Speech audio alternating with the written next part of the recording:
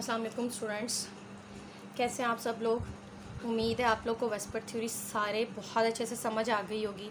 अगर किसी भी बच्चे को समझ नहीं आई तो वो मुझसे बात कर सकता है, मैं उसे एक्सप्लेन कर दूंगी।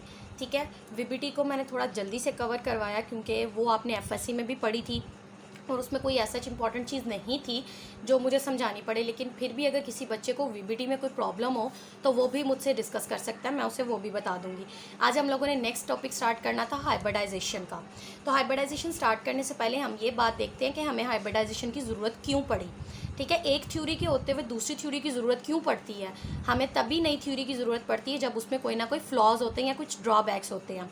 तो लिविस के होते हुए हमें वेस्पर की ज़रूरत पड़ी थी क्योंकि लिविस में बहुत सारे ड्रॉबैक्स थे, तो वेस्पर थ्योरी ने उसको कवर किया। अब वेस्पर लिविस से तो बहुत अच्छा था लेकिन उसमें भी कुछ ड्रॉबैक्स थे, और वो ड्रॉबैक्स क्या थे कि उसने बॉन्डिंग नहीं बताई थी, फॉर्मेशन नहीं बताई थी, उसको उस फॉर्मेशन को बताया वीबीटी ने। अब वीबीटी वेस्पर से तो अच्छी हो गई लेकिन वेस्पर को रिजेक्ट नहीं किया जा सकता क्योंकि वेस्पर ने हमें शेप्स बताई हैं, वीबीटी ने शेप्स नहीं बताई थी, उसने जस्ट बॉन्डिंग बताई। अब वीबीटी के होते हुए हमें नेक्स्ट कॉन्सेप्ट की ज़रूरत क्यों पड़ रही है। अब हमने वीबीटी में बात की थी, वीबीटी ने हमें बॉन्डिंग बता दी लेकिन वीबीटी ने हमें मैग्नेटिक प्रॉपर्टीज़ नहीं बताई। हम सबको पता है कि जो ऑक्सीजन होता है वो पैरामैग्नेटिक होता है, वो मैग्नेट की तरफ अट्रैक्ट होता है, लेकिन वीबीटी ने इस बात को एक्सप्लेन नहीं किया था। वीबीटी ने किसी भी सब्सटेंस की मैग्नेटिक प्रॉपर्टीज़ को एक्सप्लेन नहीं किया था, इसलिए भी हमें दूसरी थ्योरी की ज़रूरत थी। और दूसरा, वीबीटी ने उनकी बॉन्डिंग के बारे में नहीं बताया जिनके पास ऑड नंबर ऑफ इलेक्ट्रॉन्स थे।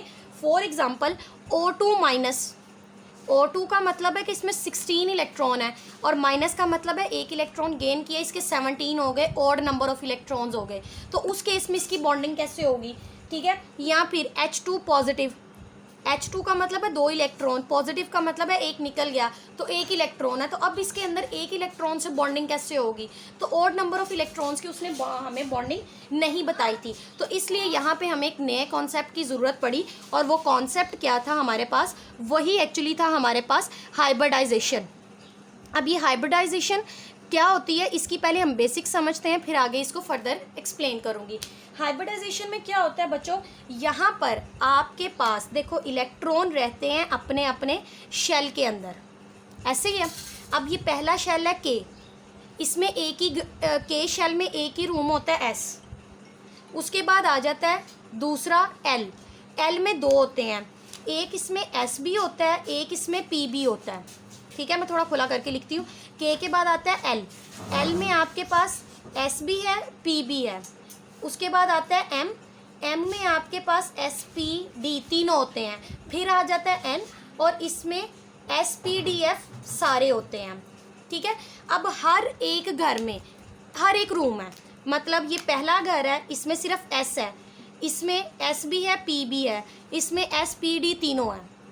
अब जैसे जैसे आप ऊपर जाते जाते हो आपको पता है एनर्जी चेंज होती जाती है, एनर्जी चेंज होती जाती है। पहले शेल की एनर्जी कुछ थी, दूसरे की एनर्जी कुछ थी, फिर आगे कुछ एनर्जी थी, मतलब एनर्जी इंक्रीज करती जाती है। तो अगर हम बात करें, मेरे पास एक शेल है एल, इसके अंदर 2 हैं एल, ये एल शेल है, इसके अंदर क्या क्या मौजूद है, एस भी है पी भी है। एक एम है, उसके अंदर भी एस और पी और डी है। तो इस एस पी में और इस एस पी में क्या फ़र्क होगा, ये भी एस है ये भी एस है, ये भी पी है ये भी पी है। तो इनमें फ़र्क ये होता है कि ये छोटे घर के रूम है, ये बड़े घर के रूम है। तो हम इनको यहाँ पे जस्टिफाई करते हैं, एल है तो इसके साथ हम 2 लगाते हैं कि ये दूसरे घर के रूम है, ये एम है तो इसका मतलब ये तीसरे घर के हैं, ये 3s है ये 2s है, ये 3p है ये 2p है। तो 2p की एनर्जी कम है, 3p की एनर्जी ज़्यादा है। यहाँ तक क्लियर हो गया। तो शेल जैसे जैसे चेंज होते हैं एनर्जी चेंज होती है। अब ऑर्बिटल्स का ना दिमाग ख़राब होता है, देखो कैसे। एक ऑर्बिटल है मेरे पास, कह लो कि 2s है 2p है, यहाँ पे नीचे है 2s और यहाँ पर है इसके साथ 2p, और एक यहाँ पे है 3s और ये है 3p। आपके ख्याल में किसकी एनर्जी क्लोज होगी, बहुत क्लोज होगी, 2s और 3s की या 2s और 2p की। एनर्जी क्लोजेस्ट किसकी होती है, जो एक ही घर से बिलोंग करते हैं। ये भी सेकंड शेल में है ये भी सेकंड शेल में है, लेकिन ये एस है ये पी है, पी की एनर्जी एस से ज़्यादा होगी, लेकिन घर चूंकि इनका सेम है, एक ही घर है दूसरा, तो इनकी एनर्जी में जो डिफरेंस होता है वो बहुत माइन्यूट होता है। तो इस माइन्यूट डिफरेंस की वजह से ये ऑर्बिटल्स क्या हो जाते हैं, ये मिक्स हो जाते हैं। एस और पी आपस में इंटरमिक्स हो जाते हैं और इंटरमिक्स होके ये नया ऑर्बिटल बनाते हैं। लेकिन 2s कभी भी 3p से इंटरमिक्स नहीं हो सकता। मैं यहाँ पे लिखती हूँ, अगर आपके पास 2s है और 2p है तो ये इंटरमिक्स होके हाइब्रिडाइज हो सकते हैं, लेकिन 2s कभी भी 3p से इंटरमिक्स नहीं होगा। उसकी रीज़न ये है कि 2s और 2p में एनर्जी का डिफरेंस बहुत माइन्यूट है। तो हाइब्रिडाइजेशन का कॉन्सेप्ट यही है कि जहाँ पे एनर्जी का डिफरेंस माइन्यूट होगा वहाँ पे इंटरमिक्सिंग होगी ऑर्बिटल की, लेकिन 2s और 3s में बहुत ज़्यादा डिफरेंस है एनर्जी का, इसलिए ये इंटरमिक्स नहीं होंगे, तो यहाँ पे हाइब्रिडाइजेशन भी पॉसिबल नहीं होगी। ठीक है बच्चों, तो अब यहाँ पे मैं आपको ना एक एग्जाम्पल से समझाती हूँ। यहाँ से बच्चों मैं आपको ना एक एग्जांपल से समझाती हूँ, फिर आपको क्लियर हो जाएगा। मेरे पास एक एटम है कार्बन, इसके पास होते हैं 6 इलेक्ट्रॉन। तो 6 इलेक्ट्रॉन की इलेक्ट्रॉनिक कन्फिग्रेशन करते हैं 1s2, 2s में 2, उसके बाद आ जाते हैं 2px, 2py और 2pz। ठीक है, अब देखो मैं इसको ना इस तरह से बनाती हूँ ब्लॉक में। इस ब्लॉक में 2 हैं, ये इसके अंदर 3 डीजेनरेट ऑर्बिटल हैं, 1 2 और ये 3। अच्छा 2 4, एक ये 5 और एक ये 6, मतलब एक इसमें है और एक इसमें है। अब वीबीटी ये कहती थी कि जितने पार्शियली फिल्ड ऑर्बिटल हैं उतने बॉन्ड बनेंगे। कार्बन में पार्शियली फिल्ड ऑर्बिटल्स कितने हैं, 2, तो कार्बन को कितने बॉन्ड बनाने चाहिए, 2 बॉन्ड बनाने चाहिए। लेकिन हम सबको पता है हमारी पूरी ऑर्गेनिक ही कार्बन पे बेस करती है, और हम ऑर्गेनिक अभी पढ़ के भी आए हैं और हमने देखा है कार्बन हमेशा 4 बॉन्ड बनाता है। कार्बन हमेशा 4 बॉन्ड बनाता है, लेकिन वो 4 बॉन्ड बनते कैसे हैं। अच्छा, अब ये कार्बन के अंदर है 2 पार्शियली फिल्ड ऑर्बिटल्स, तो कार्बन को कितने बॉन्ड बनाने चाहिए, 2, लेकिन हम पूरी ऑर्गेनिक में पढ़ के आए हैं कार्बन बॉन्ड बनाता है 4। तो ये 4 बॉन्ड कैसे बनाता है, वीबीटी इस बात को एक्सप्लेन नहीं कर सकी। तो अब ये एक्सप्लेन कैसे किया जाएगा हाइब्रिडाइजेशन के थ्रू। उसमें क्या होता है कि ये देखो, ये भी 2s है और ये भी 2p, मतलब ये एक ही घर से बिलोंग कर रहे हैं, दोनों का शेल सेम है 2 2। तो s और p की एनर्जी में माइन्यूट सा डिफरेंस होता है। तो इस डिफरेंस की वजह से क्या होता है, यहाँ का एक इलेक्ट्रॉन, यहाँ से एक इलेक्ट्रॉन निकलता है, ये जंप करके ये एंड वाले में आ जाता है, ये जंप करके यहाँ पे आ जाता है। तो अब देखो बच्चों, यहाँ पे पार्शियली फिल्ड ऑर्बिटल्स कितने हैं, 4। तो अब जब ये 4 पार्शियली फिल्ड ऑर्बिटल्स हैं तो ये बॉन्ड कितने बनाएगा, ये बॉन्ड बनाएगा 4। अब ये 4 बॉन्ड कैसे बनाएगा वो देखो। अब आप यहाँ से अंदाज़ा लगाओ कि एक ही घर के एक ही इंसान है, उसके 4 बेटे हैं। अब वो अपने 4 बेटों की शादी करने जा रहा है। अब जिससे भी ये शादी करवाएगा और वो ये कहेगा एक मेरा बेटा जो है ना उसका घर थोड़ा छोटा है और बाकी 3 ज़रा उनका घर बड़ा है, तो वो कभी भी अपनी एक बेटी को क्या किसी मतलब गरीब से ब्याएंगे, या 3 के अमीर हैं वो कहेंगे 3 का रिश्ता ले लो, एक छोड़ दो। तो उस केस में ये क्या करेगा, उसने तो 4 की शादी करनी है, तो वो 4 को लेवल कैसे करेगा, वो अपने 4 बेटों को लेवल पे लाने की कोशिश करेगा। और वो लेवल कैसे होगा, वो देखो हम कैसे लेवल करेंगे। ये देखो मेरे पास एक कंटेनर है, मैंने ये सारा इसके 4 रूम्स तोड़ दिए। एक रूम छोटा था, 3 रूम बड़े थे, मैंने 4 इक्वल रूम बनाने हैं ताकि उन 4 लड़कियों को कोई मसला ना हो। तो मैंने ये 4 रूम तोड़ दिए, 4 रूम को तोड़ फोड़ के उसकी कंस्ट्रक्शन दोबारा शुरू की। यहाँ तोड़ के सारा डाला, यहाँ पे इसको अच्छी तरह मिक्स किया, मिक्स करके मैंने दोबारा 4 नए घर बनाए, 4 नए रूम बनाए। अब ये 4 नए रूम जो बनाया ना वो इक्वल हैं। अब जो मर्जी जहाँ मर्जी जिस रूम में रहेगा, किसी को कोई एतराज़ नहीं होगा कि मेरा रूम बड़ा था या छोटा था, 4 को इक्वल रूम मिलेंगे। तो अब 4 जो इक्वल रूम बन के आए हैं, इन 4 को हम कहते हैं हाइब्रिड ऑर्बिटल्स। इनको हम क्या कहते हैं, हाइब्रिड ऑर्बिटल्स। अब ये 4 ऑर्बिटल सेम है, इन पहले एक की एनर्जी कम थी, 3 की ज़्यादा थी। अब मैंने जब इन सब 4 को आपस में मिक्स किया तो ये 4 नए शक्ल के बन गए। अब इन 4 की एनर्जी सेम है और इन 4 को हम कहते हैं हाइब्रिड ऑर्बिटल्स। ठीक है, तो अब ये देखो यहाँ पे इसको थोड़ा सा और इलेबोरेट करते हैं। इसकी शेप थी सर्कुलर, स्फेरिकल, और ये तीनों पी थे डम्बेल। ठीक है। अब स्फेरिकल और डम्बल जब इंटरमिक्स हुए तो इंटरमिक्स होके जो नए ऑर्बिटल्स बाहर आए उनकी शेप कैसी थी, आपने इनको ग्राइंडर में डाल दिया, यहाँ पे स्फेरिकल भी डाल दिया और 3 डम्बल भी डाल दिए। तो जब ये मिलके आपस में मिक्स हुए और नए ऑर्बिटल बने तो उन चारों की शेप पता कैसी थी, इस तरह की, कि उनमें एक डम्बल भी था और एक स्फेरिकल भी था। और अब ये जो चारों ऑर्बिटल निकले हैं, ये चारों ऑर्बिटल आपके पास ना तो एस जैसे हैं ना ही पी जैसे हैं, ये नए ऑर्बिटल हैं जिनको हम क्या कहेंगे, एक एस था 3 पी थे, तो इन सब का नाम क्या होगा, sp3 sp3 sp3 sp3। तो ये नए डीजनरेट ऑर्बिटल बने हैं जिनकी एनर्जी सबकी सेम है, ना एस जैसी है ना पी जैसी है, ये नए ऑर्बिटल बन गए sp3। तो यहाँ से हाइब्रिडाइजेशन का कॉन्सेप्ट है। अब हम चलते हैं इसकी डिफरेंट टाइप पे, और ये हाइब्रिडाइजेशन किसने इंट्रोड्यूस करवाई थी, पॉलिंग ने।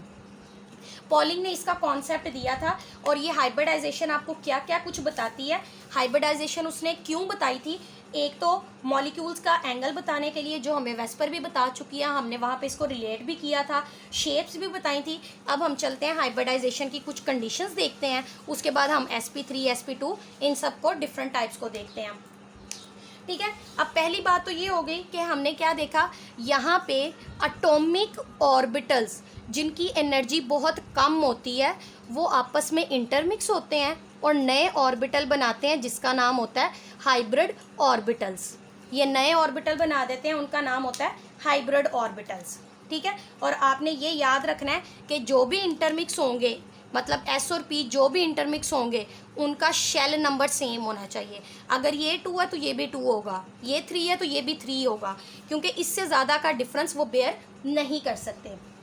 उसके बाद आ जाए कि यहाँ पे क्या होता है, आपके पास जो हाइब्रिडाइजेशन है, अभी मैंने आपको यहाँ पे एग्जांपल दी थी कार्बन की, यहाँ पे 2 थे, यहाँ पे कोई इलेक्ट्रॉन नहीं था, फिर भी ये हाइब्रिड हुआ, ठीक है। तो हाइब्रिडाइज होने के लिए ये कंपल्शन नहीं है कि वहाँ पे इलेक्ट्रॉन मौजूद हो, वहाँ इलेक्ट्रॉन हो भी सकता है और नहीं भी हो सकता है। तो यहाँ पे ये बात याद रखनी है, मैंने यहाँ पे लिखा है एटॉमिक ऑर्बिटल्स इंटरमिक्स हो रहे हैं, मैंने ये नहीं कहा कि इलेक्ट्रॉन्स वाले ऑर्बिटल इंटरमिक्स हो रहे हैं। एटॉमिक ऑर्बिटल इंटरमिक्स होंगे, चाहे उसमें इलेक्ट्रॉन है चाहे उसमें इलेक्ट्रॉन नहीं है, ठीक है। तो इलेक्ट्रॉन का होना कंपलसरी नहीं है, ऑर्बिटल का होना लाजमी है, क्योंकि इंटरमिक्स ऑर्बिटल ने होना है, इलेक्ट्रॉन बाद में उस ऑर्बिटल में आके रहता है, ठीक है। दूसरा, जितने आप एटॉमिक ऑर्बिटल मिक्स करते हो, नंबर ऑफ एटॉमिक ऑर्बिटल्स ये बराबर होते हैं हाइब्रिड ऑर्बिटल्स के, नंबर ऑफ हाइब्रिड ऑर्बिटल। जितने आप एटॉमिक ऑर्बिटल मिक्स करोगे उतने ही हाइब्रिड बनेंगे। मतलब मैंने 1s और 3p, मैंने 1s और 3p को इंटरमिक्स किया तो टोटल कितने हो गए, 4। तो जो नए बनेंगे वो भी क्या होंगे, 4, और उन सब का नाम क्या होगा, sp3। इसी तरह जितने आप एटॉमिक ऑर्बिटल मिक्स करोगे उतने नए हाइब्रिड ऑर्बिटल बनेंगे, नंबर ऑफ ऑर्बिटल सेम रहेंगे, ठीक है। और हाइब्रिड ऑर्बिटल के साथ जो बॉन्डिंग होती है वो ज़्यादा इफेक्टिव होती है बजाय इसके कि सिंपल एटॉमिक ऑर्बिटल मिक्स हो। वीबीटी में हमने क्या देखा था कि पी इंटरमिक्स होते हैं, इसकी निस्बत अगर आप हाइब्रिड ऑर्बिटल को ओवरलैप करवाओ तो ये बॉन्डिंग ज़्यादा इफेक्टिव होती है एटॉमिक ऑर्बिटल्स की निस्बत, ठीक है। तो हाइब्रिड ऑर्बिटल की बॉन्डिंग ज़्यादा इफेक्टिव होती है। उसके बाद आपके पास जो हाइब्रिड ऑर्बिटल होते हैं, वेस्पर थ्योरी के मुताबिक इनका भी यही काम होता है कि ये अपने आप को मैक्सिमम डिस्टेंस पे अरेंज करते हैं ताकि इनके दरमियान रिपल्शन मिनिमम रहे, ठीक है। तो अब चलते हैं हम इनकी टाइप्स पे। सबसे पहले हमारे पास हाइब्रिडाइजेशन डिफरेंट टाइप की है, और वो मैंने आपको पहले भी एक फार्मूला लिखवा दिया हुआ है कि आपने हाइब्रिडाइजेशन अगर कैलकुलेट करनी है तो आप सिंपली कैसे करोगे, number of atoms attach plus lone pair. अगर तो आपके पास आंसर निकलता है, देखो अगर इसका आंसर इस तरह से समझ लो, अभी हमने पीछे वेस्पर थ्योरी में भी कैलकुलेट किया है, अगर आंसर आपके पास इन दोनों को प्लस करने से आंसर आ रहा है 2, तो इसकी हाइब्रिडाइजेशन बताएं। अगर 3 आए, 4 आए, 5 आए, 6 आए या 7 आए, तो आपकी हाइब्रिडाइजेशन कहाँ तक जाती है वो देखो ज़रा। अगर तो आंसर है 2 तो 2 आपने पूरे करने हैं, तो देखो 1s और 1p, हाइब्रिडाइजेशन आपकी क्या हो गई, 2 पूरे करने हैं ना, तो 1s और 1p, हाइब्रिडाइजेशन होगी इसकी sp। अगर आंसर आता है 3 तो 3 पूरे करने हैं। सबसे पहले 1 S और 2 P, ये हो गए 3, हाइब्रिडाइजेशन होगी sp2। अगर 4 हैं तो इसका मतलब sp3, 3 P और 1 S, टोटल हो गए 4। 5 है तो 1 S 3 P 4 और साथ में 1 लग जाएगा D sp3। और अगर 6 है तो 1 S 3 P 4, 2 आ जाएंगे इसके अंदर D, तो 3 4 5 6, तो इसकी हाइब्रिडाइजेशन हो जाएगी D2 sp3। उसके बाद अगर आ जाए 7 आ जाए तो sp3 और D3, तो आपके पास हाइब्रिडाइजेशन होती है D3 sp3। ये डिफरेंट टाइप की आपके पास हाइब्रिडाइजेशन है, जिनको आपने इनमें से आपने कम से कम sp3 तक तो फर्स्ट ईयर सेकंड ईयर में डिटेल से पढ़ ली हुई है।